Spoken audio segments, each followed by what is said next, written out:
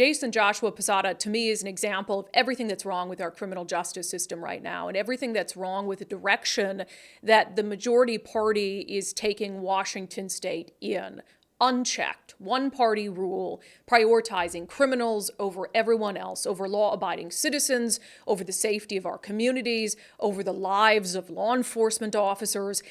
Charges came down on Posada, and I want to get into his criminal history in a moment. I don't think it'll come as a surprise to anyone with an ounce of common sense what the criminal history looks like of a man who's willing to unload a gun into a state trooper.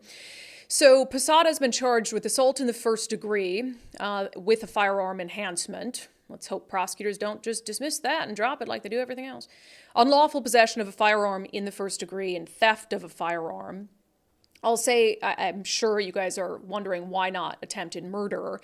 It's complicated. I've dealt with these cases before where that's a common question. Assault in the first degree with a firearm enhancement actually would bring just as stiff as a punishment as attempted murder, and the burden of proof is lower.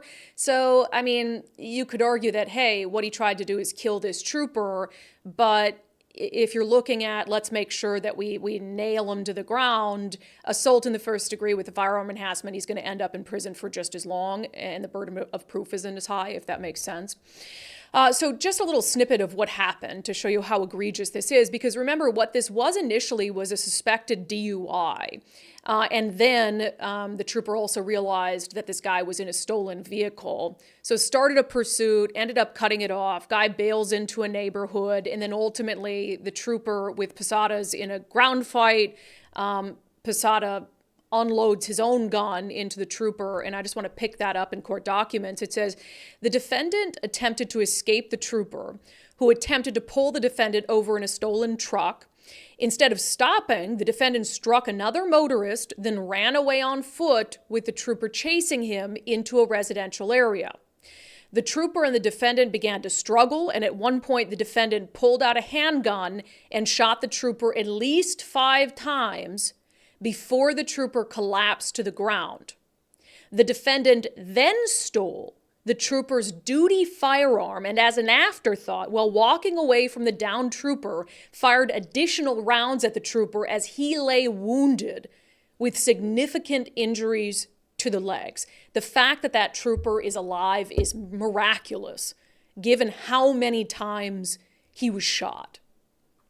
And this also shows a obviously callous disregard for human life. In my estimation, that was an attempted execution. I'm not sure that the charges themselves reflect that, but given, the preponderance of the evidence, this is what prosecutors have gone with. Now to what won't come as a surprise to you, his criminal history. A criminal history check for Posada shows he has at least 8 felony convictions. Robbery 2, assault 3, theft 1, theft of a motor vehicle, possession of a stolen vehicle, attempted burglary in the second degree, attempting to elude law enforcement. I would also note that at the time he was arrested for shooting this trooper, he had an open, outstanding Department of Corrections warrant for robbery in the second degree. And in fact, that's the only reason they were able to hold him in custody, because prosecutors didn't get the case charged soon enough, or his first appearance didn't happen quick enough. So they were going to have to cut the guy loose because, constitutional rights. But thankfully he had this DOC warrant for Rob 2 that they were able to hold him on. So again, criminal history, not a surprise in the world. You've got possession of a stolen vehicle, theft of a motor vehicle on his criminal rap sheet. He's in a stolen truck when the trooper tries to pull him over. And, there's a lot of things, obviously, that point to how this is a breakdown in our criminal justice system. I mean, someone with 8 felony convictions, at that point, I just think you lock him up and throw away the key. But the stolen vehicle element of this is really indicative of a larger problem that we are facing. You have an initiative right now to restore reasonable police pursuits back to closer how they were before the 2021 legislative session. And a key sticking point in that debate has been whether just the act of stealing a vehicle, of stealing property, should warrant up the possibility of a high-speed chase. And Democrats believe that it doesn't. Most Democrats. And that was one of the fundamental changes in the law in 2021, that they look at a stolen vehicle as, oh, that's just a property crime. Police chases are very dangerous, as they are. Everyone knows a police chase is dangerous. Anytime you're going through whatever at high speeds, of course it's dangerous. That's why sometimes, even before you change the law enforcement decided not to engage in them. But this idea that someone who steals a vehicle is doing that because they want the vehicle, like they want a car to drive around, and that's the only reason they're taking it, that they just want like a joyride or something, and that the only impact of stealing a vehicle is that someone loses their property, is so out of line with common sense. I don't know how else to get it across to Democrats who continue to cling to that idea. People who steal vehicles and who are stealing them right now in Washington state, I don't know how many more stories you have to have. They're using those vehicles to commit other crimes. We have another story coming up about a 12-year-old and a 13-year-old who are out there armed, carjacking people. You have vehicles that are used for smash and grab burglaries. You have vehicles that are being stolen by people with lengthy criminal histories who do not care about human life. It's this false choice that has been sort of set up that, oh, we can't pursue someone in a stolen vehicle because as part of that pursuit, that stolen vehicle, as they're fleeing, they might hit an innocent person. They're going to go on to kill innocent people anyway. Obviously, we need to try to make sure that innocent people aren't dying.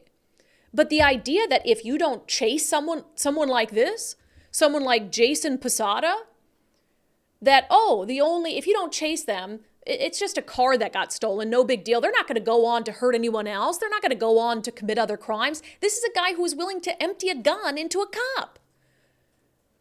And if it wasn't going to be that cop, that state trooper on that night, you think this guy with this long rap sheet wasn't going to go on to commit other crimes and hurt other people?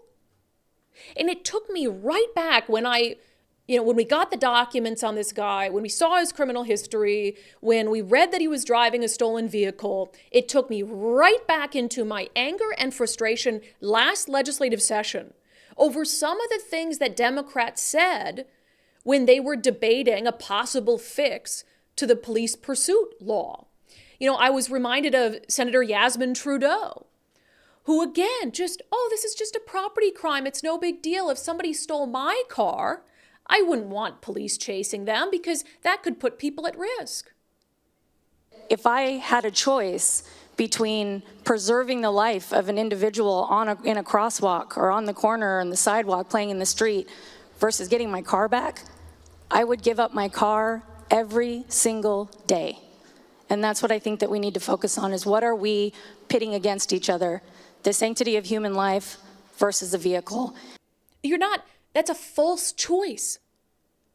You act as if, and I don't know if it's just you're being oblivious, you refuse to just, turn on the news and watch the news and read about what's happening. The idea, again, that if a police officer pursues someone, then that is putting the public at danger versus not pursuing someone. And that not putting the public at danger, not getting people like this into custody is putting the public in danger. The state trooper who's sitting with 9 holes in his body from entry and exit wounds at Harborview Medical Center is a pretty good indicator that not getting these people, these type of people into custody, is putting the community at danger. Because if it hadn't been that trooper, like I said, it would have been another member of the community who would have been victimized. And these troopers put themselves in harm's way so it isn't another member of the community that's victimized.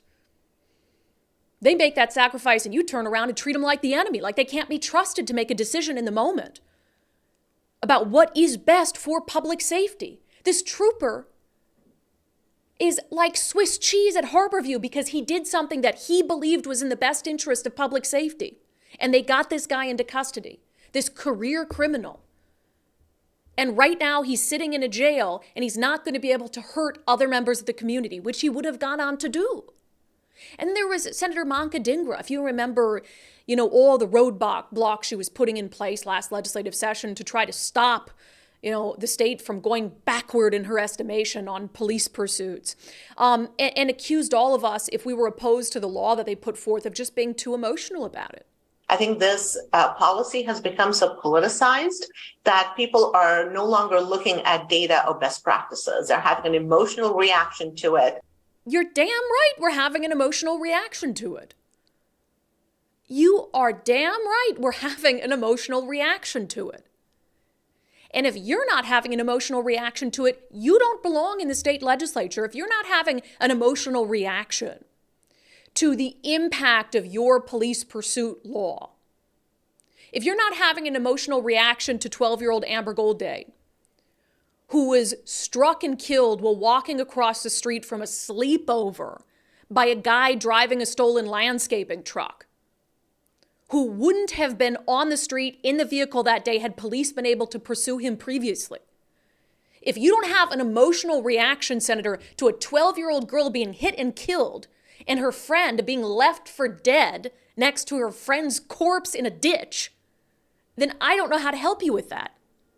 If you don't have an emotional reaction to the fact that there's a Washington state trooper sitting at Harborview Medical Center who's lucky to be alive, I don't know how to help you with that. You're trying to protect the state against things that could be. Oh, well, maybe if troopers pursue these people, if police pursue these people because of stolen vehicles, well, maybe somewhere down the road they might hit someone and maybe someone might die. We're not living in the land of maybe right now. We're living in the land of stuff that is happening, of reality, of people who are dying, of people who are being victimized because people are choosing to steal vehicles, sometimes in armed carjackings, and they're choosing to use those stolen vehicles to perpetrate other crimes that are far from property crimes.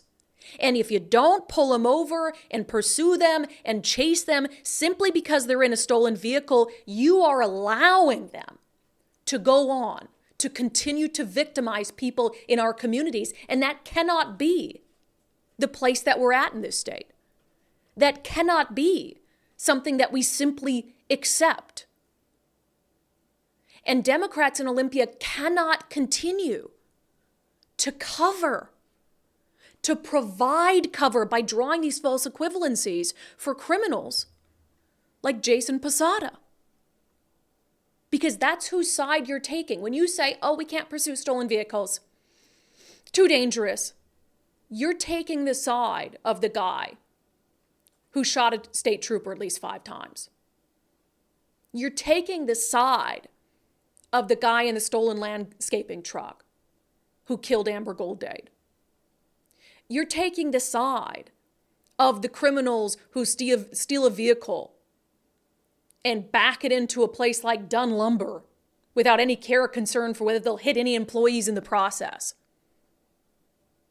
That's not hyperbole. That's whose side you're taking. You're not taking the side of the public at large. You're not taking the side of law enforcement. You're not taking the side of safety. And you're not taking the side of law and order. And you should be ashamed of yourself for providing criminals like this cover.